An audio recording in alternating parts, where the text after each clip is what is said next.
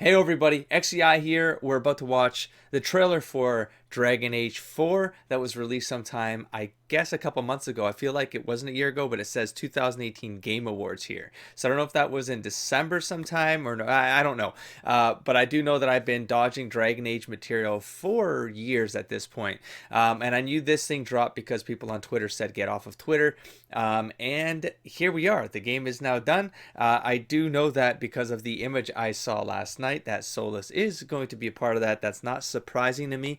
This, of course, won't be as emotional sort of a drop for me because I just finished the game a few days ago. And so I know the context. And I mean, even though for all the old players who finished Dragon Age Inquisition in 2015 or whatever, you all knew the context as well, but I mean, seeing a trailer that features Solus was probably a massive thing after 3 years, a 3 year wait, 4 year wait maybe. I get that that would have been pretty intense, especially because of how things cliffhanger, and I guess depending on the ending. I haven't seen all the endings yet. I haven't. This is the first thing I'm watching after completing the game, and I'm about to go into a heavy lore delve into the internet, into the interwebs, to find a bunch of other information, what other people are saying, and other Let's Plays and stuff like that. But this is the first thing I'm watching since finally finishing the game. This is a 1 minute video, so it's not even a big trailer.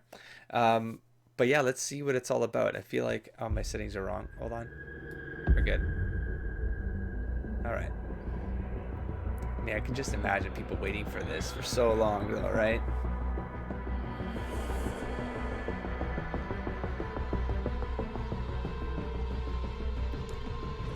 All right, sculpture. Yeah, yeah. What's that on the forehead, though? Is that a? Is that a? Okay, we have the red lyrium. What is that? Oh my god, I'll just pause. Just watch it all through.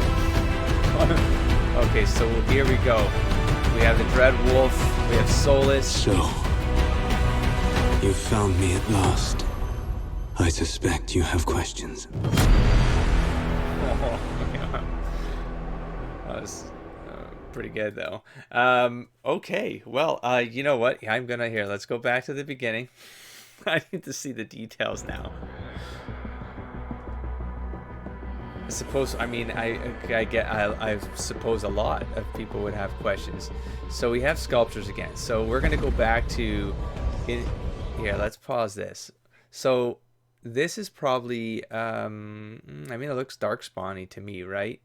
Oh, I mean, it's definitely dead. But then we have this thing right here. What is this? Is this this feels like it's part of the skull, though. It doesn't feel like it's a headdress or anything. That looks like it could be hair. So I'm thinking it's a darkspawn. Oh, I have it. Razakel. I'm going to go with Razakel. Mystery. I don't know. I have this like she's gonna be important. I think Razakel is going to be the god, the elven god that's going to be important for the next game. We know what happened to Mythal at this point.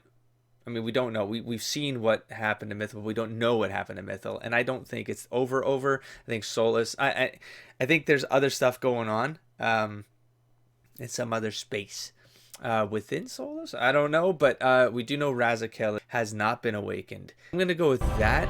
I don't know why I'm associating her to Darkspawn right now. But I'm not associating her to Darkspawn. Okay, and then we have this red lyrium thing here, but what is this like? Is this still the sculpture, or this was messing me up? What is it? Oh,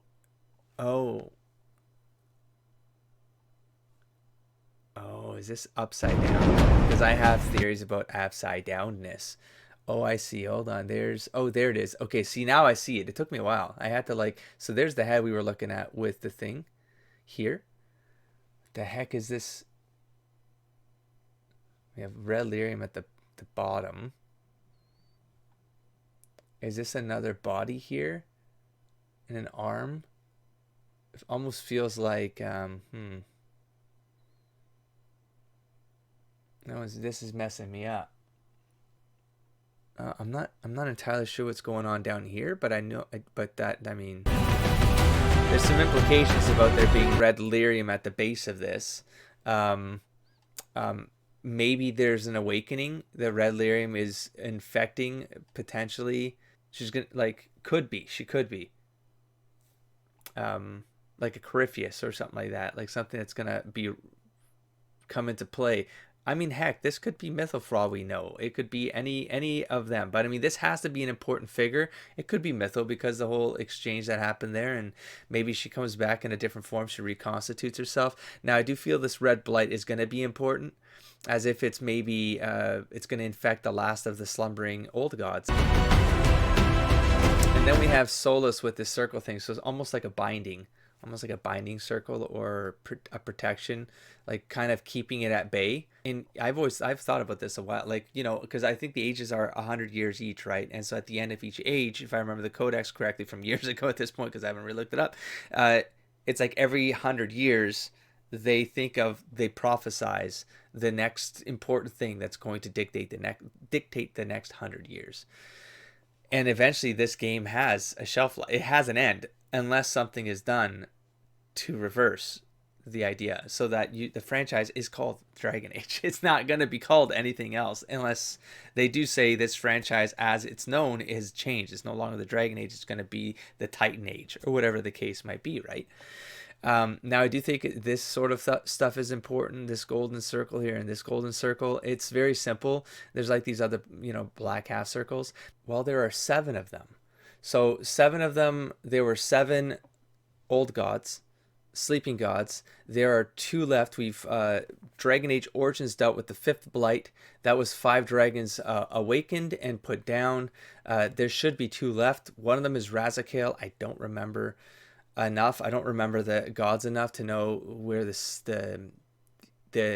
7th one would be, but we do know there's 5 of them that have been put down. And Razakale came up in the Frostback Bazin DLC, which is what leads me to believe that was seeded for a reason. The game developers or the writers were already seeding what they would like to, where they would like to take the next game in the franchise. And so by kind of resurfacing, so safe, Razakale, the runes, and showing that, I think that they're kind of implying that would come next. That there's, just to keep it on surface, your surface thoughts, so that when the next game comes out, it's sort of relevant and your ideas are still fresh and there's a continuity to that experience. So my gut is telling me that's probably Razakale is going to be awakened. Possibly, I don't know, or it's Mythal, as I've said. Now, I don't know what this ring thing is right here. I don't know if it's important. And it does look like there are 2 figures in here still. I'm still kind of caught with like what's a limb and what's going on. Okay, so the other thing with the 7 here is I have this idea that it would need to be expanded upon on a different video, but that there is an alignment. There's an association with the slumbering gods, with the old gods, and the Elven Pantheon. I believe there's like it's not just parallelism going on in the writing. I think that something else is going on. Now, I do also know that in one of the Astrariums, we discovered that there is, in theory, and this is Chantry, the Chantry kind of determined this, and I believe everything the Chantry says is absolutely fake at this point as the starting point. But there's theoretically an 8th old god, slumbering dragon, called Draconis, and I think that was one of the constellations that you end up getting late in the game. And I thought that was pretty key, because I don't know, it could be important. Now, there are 8. Give me a sec. There are 9 elven gods, but the 9th one is Solus, and he doesn't really belong. So there would be 8 elven gods in that pantheon. So, or Evanurus.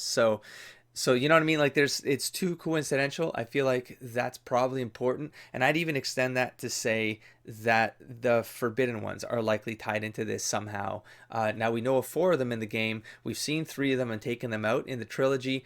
There's a 4th one floating around,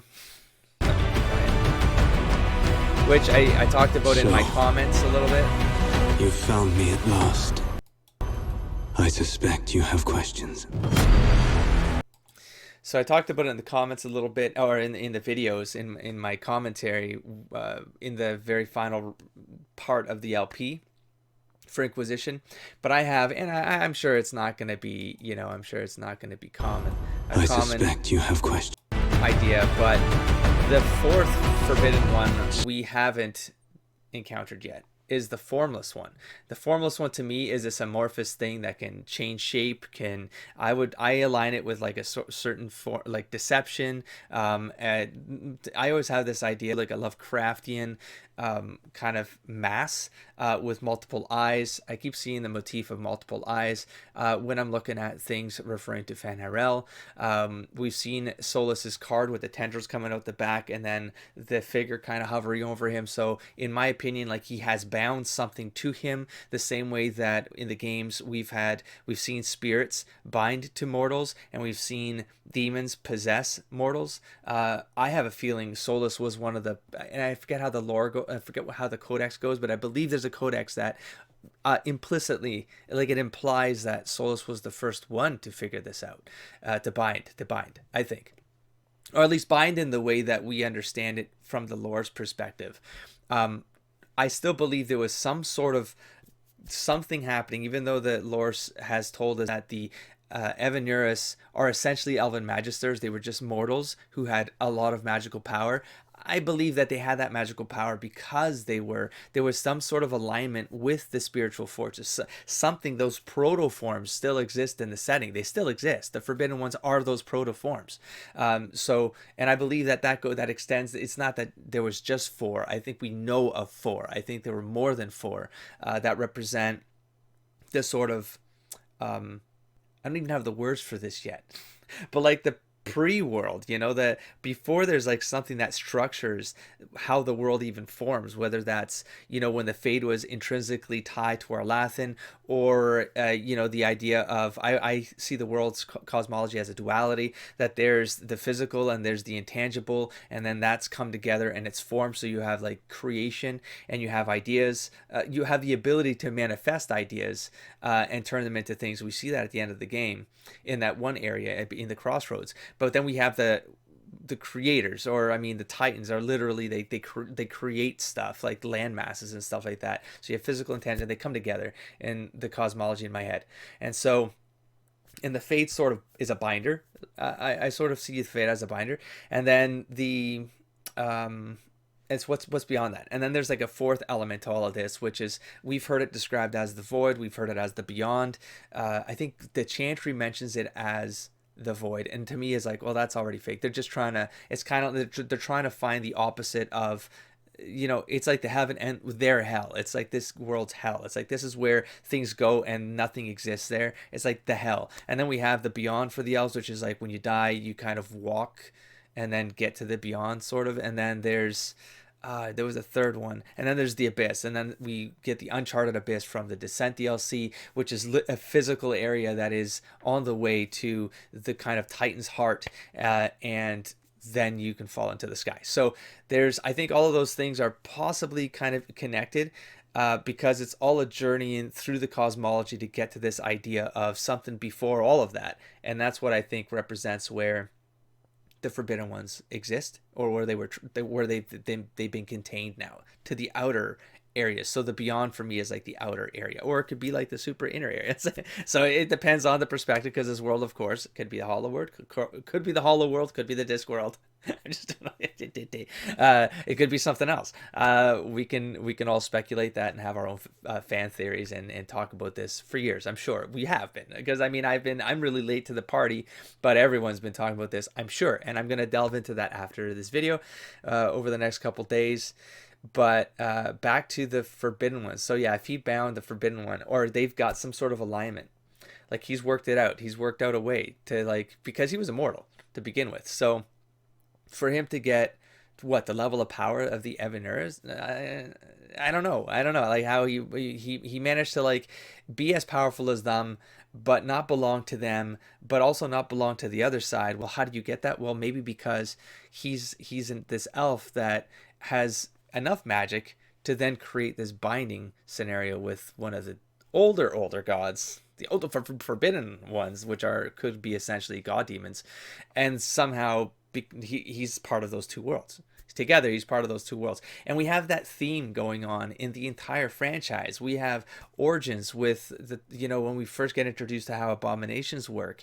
And we have Wynn then, that reveal with Wynn being bound to a spirit, and that technically she'd be considered an abomination by Chantry standards. But there's that precedent. And then we have, in Awakening, we have Justice, that is a spirit that goes into a corpse and then is aware enough to still preserve itself as a spirit, but existing in the material world within a physical body. And then we have Dragon Age 2 with Anders and Justice, that then becomes Vengeance. And so there's the idea that the bonding ceremony can happen. These two forms can exist in unity, but then something can happen with either the mortal influencing the intangible, the spirit, and then corrupting it. I don't know, try influencing it, and then it goes from spirit to demon, even though that's all sort of the same thing. But then that has a cyclical influence back to the mortal, and then but they're still the same. The identity is one identity. It's two, but it's still one. I think there's a cyclical relationship that happens there in that bond. And then we have Dragon Age 3, which or Inquisition, where you have Cole, and Cole is a spirit who literally can manifest itself into a mortal form, and a human for all intents and purposes, can evolve to that state. So now we have it in canon. We have the precedent for a spirit being able to be made physical, and that has implications. That has implications on the races that appear out of nowhere. That has implications. And so here is Solus then. So why couldn't that theory be extended to this idea that there's like some sort of relationship here that's in play?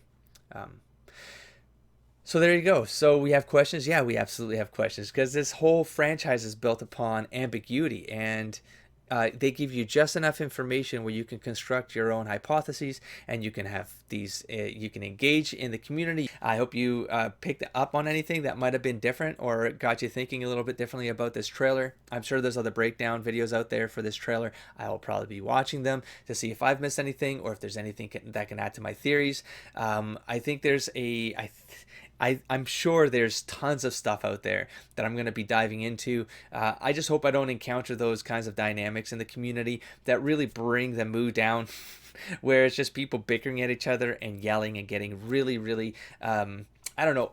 I know this stuff can be, you can get really invested in this kind of stuff, but sometimes in these kinds of communities, everyone's got to chill a little bit and just have fun, So far, I've had an amazing experience with the Let's Plays, all of them. They've been awesome back and forth in the commentary. I hope that continues out there as I begin my delve. And that's it for this video. I'll catch you in the next one. Don't forget to explore, engage, and inspire, everybody. Peace.